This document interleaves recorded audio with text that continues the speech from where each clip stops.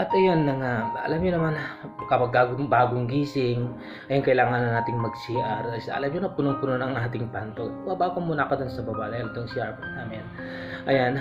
So ayun, pagkatapos ko mag-CR, makyat na ako dahil naalala ko na tanghali na pa, siguro around 10 AM na ito, nagising po ang iyong yours truly, no? Dahil nagugutom ng mga bulate natin sa ating mga tiyan. Ayan, so umakyat na ako dun sa hagdan na di ko alam kung ilang pala pag yan. Pumasok ko dun sa sa ibang kwarto ko. Ayun, may araw na pala, mataas na pala ang sikat ng araw. Ayun, pagkatapos niyan, alam niyo na, kinuha ko na yung kaldero at saka yung rice cooker ko na dahil nagugutom na ako na po ay magsasaing na. So ayan na. So bit-bit ko yung kaldero. Alam niyo naman ang kaldero ko ay napaka creamy. Huy! Huwag sabi na creamy pero masarap yan. Ayan, tingnan niyo naman